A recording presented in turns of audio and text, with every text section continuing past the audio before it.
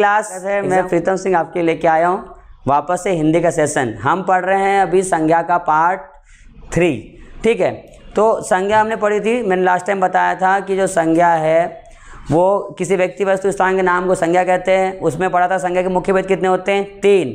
और ये पढ़ा था संज्ञा के समानता भेद कितने होते हैं, 5। संज्ञा के मुख्य भेद में पढ़ा था व्यक्तिवाचक संज्ञा, जातिवाचक, भाववाचक। लास्ट क्लास में हमने प्रीवियस वीडियो में आप देख लेंगे कि लास्ट क्लास में हमने पढ़ा है व्यक्तिवाचक संज्ञा जो किसी एक व्यक्ति विशेष का बोध कराती है, व्यक्तिवाचक संज्ञा कहते हैं।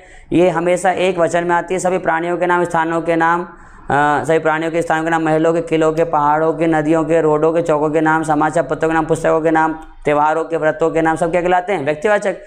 इसके बाद मैंने पढ़ाया था जातिवाचक संज्ञा। उसमें पढ़ाया था कि जो एक ही प्रकार के सभी व्यक्ति वस्तुओं का बोध कराते हैं जातिवाचक संज्ञा कहते हैं। जातिवाचक के होते हैं 2 भेद, एक होता है समूहवाचक, एक होता है द्रव्यवाचक। ठीक है, इसलिए इनको मुख्य भेद में स्थान नहीं दिया गया, इसलिए मुख्य प्रकार पूछा तो 3। फिर कल पढ़ा था हमने भाववाचक संज्ञा। उसे पढ़ा था कि जो संज्ञा शब्द गुण, कर्म, दशा, अवस्था आदि भावों का बोध कराते हैं उन्हें भाववाचक संज्ञा कहते हैं। और एक क्वेश्चन आया हुआ है कि भाववाचक संज्ञा किससे बनती है, तो भाववाचक संज्ञा बनती है प्रत्यय के लगाने से। ठीक है, तो आज संज्ञा का लास्ट पार्ट पढ़ेंगे। आई होप कि आपको बहुत अच्छा समझ आ रहा होगा और आप ओल्ड क्वेश्चन पेपर से भी ये सब लगा रहे होंगे। ठीक है, तो आज पढ़ेंगे बेटा जो जातिवाचक संज्ञा है उसके कितने भेद होते हैं, 2। यहाँ लिख रहा हूँ मैं, जातिवाचक संज्ञा, ये हमने पढ़ा था जातिवाचक संज्ञा। इसके 2 उपभेद होते हैं। ठीक है, इसके क्या होते हैं, 2 उपभेद। यहाँ लिख देता हूँ मैं। एक होता है इसमें जातीय संज्ञा में द्रव्यवाचक, इसी को बोलते हैं पदार्थवाचक। याद रखना, इसी को बोलते हैं पदार्थवाचक। और एक और इसी का नाम है धातुवाचक। तीनों नाम इसी के हैं, धातुवाचक संज्ञा। ठीक है, इसी का नाम है द्रव्यवाचक संज्ञा, पदार्थवाचक संज्ञा, धातुवाचक संज्ञा। फिर नंबर 2 इसी का दूसरा प्रकार है, एक है समूहवाचक संज्ञा, समूहवाचक संज्ञा। ठीक है, तो संज्ञा के जो जातिवाचक संज्ञा के 2 भेद हैं, द्रव्यवाचक और समूहवाचक। इन्हें मुख्य संज्ञा में स्थान नहीं दिया गया, इसलिए संज्ञा के समानता भेद 5 होते हैं, मुख्य कितने होते हैं, 3। तो आज हम ये पढ़ेंगे द्रव्यवाचक मोस्ट IMP। ठीक है, देखो द्रव्यवाचक संज्ञा किसे कहते हैं। अगर नॉर्मल अगर परिभाषा देखी जाए तो ऐसी परिभाषा है कि जो किसी भी द्रव्य का, ठीक है, जो किसी भी द्रव्य का, पदार्थ का या धातु का बोध कराए उसे क्या कहेंगे, द्रव्यवाचक, पदार्थवाचक, धातुवाचक संज्ञा। मतलब समझ लो जितने भी लिक्विड्स होते हैं, जितने भी तरल होते हैं, उनका नाम का जो बोध कराए वो द्रव्यवाचक कहलाएगी। या जो पदार्थ होते हैं, जितने पदार्थ निकलते हैं, अभ्रक उभ्रक ये सब, या जितने भी धातु होते हैं, सोना, तांबा, लोहा, इनका जो बोध कराए उसे क्या कहते हैं, द्रव्यवाचक, धातुवाचक या पदार्थवाचक संज्ञा। याद रखिए इसमें वही शब्द आते हैं जो अनकाउंटेबल नाउन होते हैं। ये पानी, पेट्रोल, ये सब की आप गिन सकते हैं क्या, नहीं। एक होता है काउंटेबल नाउन, एक होता है अनकाउंटेबल नाउन। तो वो जिन्हें हम गिन सकते हैं वो इसके अंतर्गत नहीं आती। तो द्रव्यवाचक संज्ञा में वही आते हैं जो परिमाणवाचक वाली वस्तु होती है। मैंने बताया था परिमाणवाचक, परिमाण का मतलब होता है माप तोल करने वाली वस्तुएं, जिन्हें मापा तोला जाता है, जिन्हें गिना नहीं जाता, वो चीज़ें किसके अंतर्गत आएंगी, द्रव्यवाचक, पदार्थवाचक, धातुवाचक। ये देखो ऐसा क्यों बता रहा हूँ, ध्यान से देखो। अगर ऐसी परिभाषा पढ़ें कि द्रव्यवाचक, पदार्थवाचक, धातुवाचक में क्या शब्द आएंगे, तो यहाँ ध्यान से देखो। हम लिखेंगे अगर सोना, आएगा कि नहीं आएगा, सोना कैसी है, धातुवाचक के अंतर्गत आ जाएगी, एक ही नाम है ना, याद रखना। या मैंने बोला पानी, तो ये भी इसके अंतर्गत आएगा। या मैंने बोला पेट्रोल, ये तो बहुत ज़्यादा महंगा हो रहा है आजकल, ये भी इसके अंतर्गत आएगा। या मैंने बोला अगर अभ्रक, ये सब आएगा कि नहीं आएगा। या मैंने बोला कोयला, ये सब किसके अंतर्गत आएंगे, द्रव्यवाचक संज्ञा के अंतर्गत, पदार्थवाचक संज्ञा के अंतर्गत या धातुवाचक।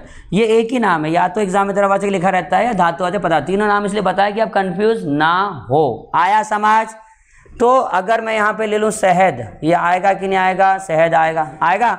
या मैं बोलूँ केरोसिन, आएगा, ये भी आएगा ऐसा। ठीक है, तो अब देखो ये मैं ऐसी परिभाषा क्यों लिखवा रहा हूँ या बता रहा हूँ कि ये द्रव्यवाचक, समूहवाचक के अंतर्गत आएगा। ये ऐसे क्यों नहीं बता रहा हूँ कि ये द्रव्यवाचक संज्ञा में सारे लिक्विड आएंगे, सारे पदार्थ हैं, धातु, ऐसा क्यों नहीं बता रहा हूँ, क्योंकि अगर ऐसा क्वेश्चन आया कि देखो कि ये बताओ कि गेहूँ क्या है या चावल क्या है, या ऐसा आ गया कभी कि लकड़ी क्या है, लकड़ी, तो बेटा आप हो जाओगे कंफ्यूज, इसलिए मैं आपको ऐसी परिभाषा बता रहा हूँ। देखो ये चीज़ें आती है ना, बच्चा कंफ्यूज हो जाता है कि ये किसके अंतर्गत आएंगे, गेहूँ, चावल, लकड़ी, इसलिए इसकी परिभाषा डिफरेंट है। परिभाषा ये है कि जो भी संज्ञा शब्द किसी परिमाणवाचक वाली वस्तु का बोध कराएगा वो कहलाता है द्रव्यवाचक, पदार्थवाचक, धातुवाचक। इसके अंतर्गत वो संज्ञा शब्द आते हैं जो किसी परिमाण का बोध कराते हैं। परिमाण मतलब होता है नाप तौल का बोध। क्या बोध? नाप तौल। तो ऐसी चीज़ें जिन्हें आप गिन नहीं सकते, केवल उसको मात्रा के रूप में नापा तोला जा सकता है, वो क्या इसके अंतर्गत आएगा। ये बात समझ आई क्या? तो देखो ये सोना भी हम गिन के लेते हैं क्या? नहीं, मापते तोलते हैं। पानी हम मापते तोलते हैं, पेट्रोल मापते तोलते हैं, अभ्रक गिन सकते हैं क्या? नहीं। वैसे ही कोयला, ये समझ आया? तो देखो शहद भी हम कैसे लेते हैं? लीटर से, जिसके पीछे यूनिट लगी हो। अब देखो गेहूँ आया, तो गेहूँ भी हम नापते तोलते हैं कि नहीं है? तो ये भी आएगा किसके अंतर्गत? द्रव्यवाचक, पदार्थवाचक के अंतर्गत। या चावल, इसको मापते तोलते हैं, और लकड़ी को भी मापते तोलते हैं। ऐसे कोई भी वस्तु जिसको मापा तोला जाता है वो किसके अंतर्गत आएगी? द्रव्यवाचक, पदार्थवाचक या धातुवाचक के अंतर्गत। तो ये हैं इसमें बहुत ज़्यादा अच्छे क्वेश्चन। कल को शक्कर आ जाए वो भी इसके अंतर्गत आएगी, नमक आ जाए इसके अंतर्गत आएगा, सोयाबीन आ जाए, मूंगफली आ जाए, या कोई भी सब्जी आ जाए, भिंडी आ जाए, करेला आ जाए, आलू आ जाए, ये सब किसके अंतर्गत आएगा? द्रव्यवाचक, समूहवाचक या धातुवाचक संख्या के अंतर्गत। बनेगा ऐसा? चलो आगे बढ़ते हैं फिर। तो नंबर 2 पढ़ेंगे समूहवाचक संज्ञा। नंबर 2 देखो यहाँ लिख रहा हूँ मैं समूहवाचक संज्ञा। बेटा जब आप पढ़ रहे होते तो पूरे टाइम आप बोर्ड पे ही रहा करो, ठीक है? बोर्ड पे ध्यान से यहाँ ध्यान दिया करो बोर्ड पर। देखो समूहवाचक संज्ञा में ऐसा लिखा है, इसका नाम ही क्या है? समूह। लिखा है कि लिखा? जो किसी समूह का बोध कराता हो। अगर आप समूह शब्द को समझ गए तो ये संज्ञा बनाना आसान है, क्योंकि इस संज्ञा शब्द कम होते हैं लेकिन आते हैं बहुत, और अच्छे क्वेश्चन है इसके। समूह क्या होता है? यहाँ देखो, समूह और वाचक संज्ञा में और जातिवाचक संज्ञा में डिफरेंस क्या है ये समझो, कि जातिवाचक क्या है और समूहवाचक से डिफरेंस क्या है, ये आपको पता होना चाहिए। जातिवाचक संज्ञा क्या होती है? जातिवाचक संज्ञा में हम एक ही प्रकार के सभी व्यक्तियों का, सभी वस्तुओं का बोध करते हैं, होती है जातिवाचक। लेकिन जब आप समूह की बात करते हो तो समूह का मतलब क्या होता है? एक निश्चित आकार। जैसे जातिवाचक मैंने बोला लड़का, तो मैंने लड़के की बात करी, या मैंने नदी बोला, तो इस धरती में जितनी भी नदी सबकी बात कर ली मैंने। कोई आकार निश्चित है क्या? नहीं। या मैंने बोला लड़का, तो कोई लड़का मतलब सारे धरती के लड़के की बात कर रहा हूँ, तो कोई आकार निश्चित है क्या? नहीं। या मैंने शहर बोला, या मैंने मंदिर, तो सब में ये जातिवाचक संज्ञा है। लेकिन अगर मैंने बोला अब कि पवित्र नदियाँ, अब क्या हो गया? समूह। अब ये निश्चित है कि भैया पवित्र नदियों का समूह, तो अब क्या होगा? ये निश्चित। मैंने बोला मंदिर, तो ये बहुत सारे हैं, लेकिन मैंने बोला राम मंदिर, तो ये क्या है? कम है। ये निश्चित होगा कि नहीं होगा? समूह का मतलब होता है एक निश्चित आकार को बताएगा। समूह शब्द लग रहा है मतलब कुछ ना कोई निश्चित होगा, उसको क्या बोलेंगे? समूहवाचक। और जातिवाचक में कुछ भी अनिश्चित, कोई भी निश्चित संख्या नहीं होती। बनेगा? तो यहाँ ध्यान से देखो समूह क्या क्या होते हैं, क्या क्या शब्द हैं जो समूह को प्रदर्शित करते हैं, वो इसके अंतर्गत आएंगे। ये मोस्ट इंपॉर्टेंट है, याद रखना कि जब क्वेश्चन कठिन बनाए जाते हैं टेस्ट पेपर में, वो आपके एग्जाम पेपर में, तब ये समूहवाचक संज्ञा आती है। देखो अब ध्यान से समझो बेटा। अब समूहवाचक संज्ञा में क्या आएगा? जो समूह को बताता हो, किसी समूह को बताता हो। जैसे कि व्यक्तियों का समूह है, अगर मान लो घर के बाहर भीड़ खड़ी है, तो क्या बोलोगे? कौन खड़ा है वहाँ पे? जैसे मम्मी बोलेगी बेटा कौन खड़े हैं बाहर, मान लो कि वहाँ 20, 30, 40 लोग खड़े हैं, तो क्या बोलोगे? एक तो ये बोलोगे झुंड खड़ा है कि भीड़ खड़ी है। क्या बोलोगे? व्यक्तियों की क्या होती है? भीड़। अगर ज़्यादा लोग वहाँ खड़े हैं तो क्या होगी? वो भीड़। तो भीड़ शब्द किसको बताता है? व्यक्तियों के समूह को बताता है कि बताता। तो समूहवाचक संज्ञा की परिभाषा ये होगी कि जो संज्ञा शब्द किसी व्यक्तियों के समूह या वस्तुओं के समूह आदि का बोध कराते हैं, या फूलों के समूह आदि का बोध कराते हैं। व्यक्तियों के समूह का, वस्तुओं के समूह का या फूलों के समूह का बोध कराते हैं, उन्हें समूहवाचक संज्ञा कहते हैं। बनेगा ऐसा? तो देखो हम व्यक्तियों का समूह क्या बोलते हैं? भीड़। झुंड बोलते हैं क्या? नहीं। क्या बोलेंगे उसको? भीड़। कि व्यक्तियों का समूह तो भीड़ है। तो भीड़ शब्द क्या बताता है? कि ऐसा तो नहीं कि पूरी दुनिया की भीड़ वहाँ आ जाएगी, ऐसा हो गया? कुछ लिमिटेड लोग खड़े हैं। और वहीं जानवर अगर एक से ज़्यादा खड़े हैं, पशु, तो उसको क्या बोलेंगे? झुंड। बोलते कि नहीं बोलते? तो ये झुंड शब्द इसमें आएगा कि ना आएगा? समूहवाचक में आएगा। तो वैसे भी आपने डायलॉग सुना भी होगा वो शिवाजी द बॉस में, कि बोलता है कि सुअर अक्सर झुंड में आते हैं जबकि शेर अकेला आता है। तो उनने भी बोला है वहाँ झुंड शब्द, बोला है कि नहीं बोला? ऐसे देखा करो बेटा पिक्चर, ठीक है? तो ये लिखा है भीड़ और ये लिखा है झुंड। वैसे अगर हम फूलों के समूह की बात करें, अगर फूलों का समूह है तो उसको क्या बोलेंगे? गुलदस्ता। बोलते कि नहीं बोलते?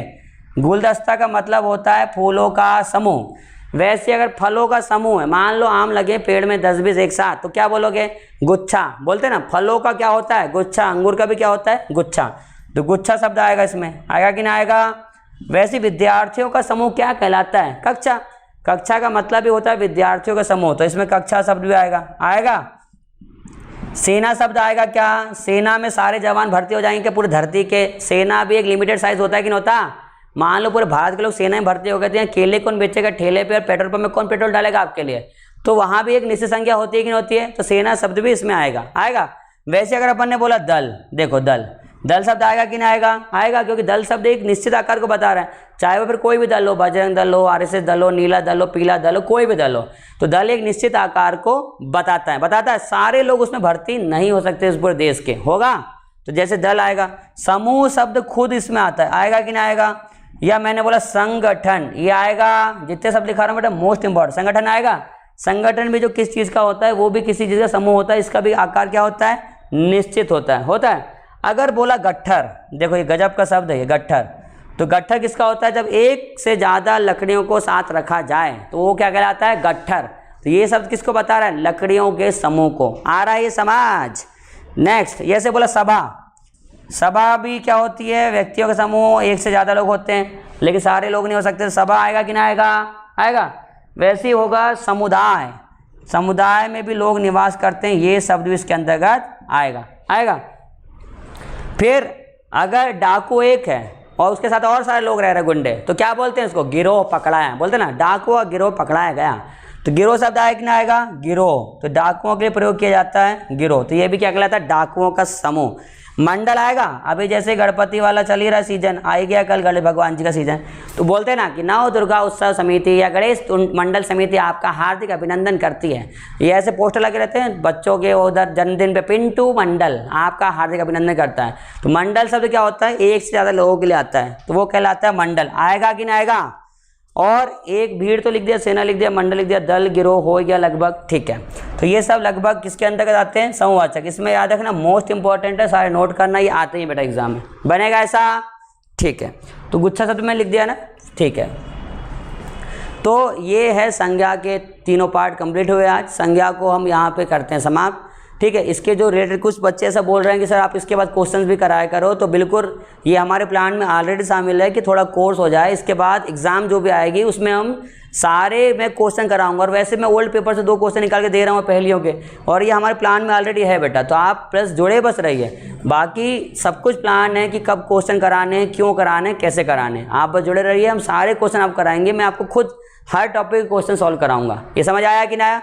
ठीक है। तो मैंने लास्ट टाइम तो पहले पूछी थी, उसके ज़्यादातर बच्चों ने क्या, सभी 99% बच्चों ने सही के सही आंसर दिए हैं, वेरी गुड। और बच्चों ने बोला भी पहले क्रम उनको अच्छा लग रहा है, जारी रखा जाए। तो आप लाइक और कमेंट जरूर करते रहें, क्योंकि आपके लाइक कमेंट से ही हम लोगों को मोटिवेशन मिलता है, ठीक है। तो वीडियो कैसा लगता है आप ये बताते रहा करें। कल की जो पहेलियाँ थी उनके आंसर थे, आपने लगा दिए होंगे उसके आंसर, तो खैर। और आज की 2 पहेलियाँ मैं आपको डिस्प्ले कर रहा हूँ, यहाँ पे आपको दिख रही होंगी 2 पहेलियाँ, और इनके आंसर मुझे आप प्लीज़ कमेंट करके बताएंगे। एक है काली गाय काटा खाए, पानी देखी बिचकी जाए। ऑप्शन है बिछिया, पायल, जूता और मोजा। और पहेली नंबर 2 है चांद सा मुखड़ा, सब तम जख्मी, बिना पैर वह चलता है, सबका प्यारा राज दुलारा, साल साल में बढ़ता है। ऑप्शन है चांद, मुखड़ा, पैसा और पुत्र। ये 2 पहेलियाँ वापस से मैं लेके आऊँ। याद रखिए एमपीएसआई के पेपर में डेली हर पेपर में 2 पहेलियाँ आती हैं, और ये आपको मटेरियल कहीं नहीं मिलेगा, ये एग्ज़ाम गुरुजी पे आपको प्रोवाइड किया जा रहा है। इतनी मेहनत हम आपके लिए कर रहे हैं, तो आप भी प्लीज़ हमारे साथ मेहनत करिए, पढ़ाई करते रहिए लगातार। और संविदा की एग्ज़ाम आ गई, जो भी उसमें भर रहे हैं, तो प्लीज़ संविदा का इससे पढ़ते रहिए। सब संविदा के लिए है, ये मोस्ट इंपॉर्टेंट। वर्ग 1 वाले, वर्ग 2 और वर्ग 3 वाले बच्चे संविदा की प्रिपरेशन इससे आराम से कर सकते हैं, इससे ज़्यादा लेवल संविदा का नहीं हो सकता, ठीक है। तो मिलते हैं फिर नेक्स्ट टाइम, कल एक नए टॉपिक के साथ और नए चैप्टर के साथ। कल हम जहाँ सर्वनाम पढ़ेंगे, तो आगे बढ़ेंगे, संज्ञा के बाद सर्वनाम पढ़ेंगे। मिलते हैं नेक्स्ट टाइम, तब तक के लिए thank you, take care, bye bye, good day, sayonara.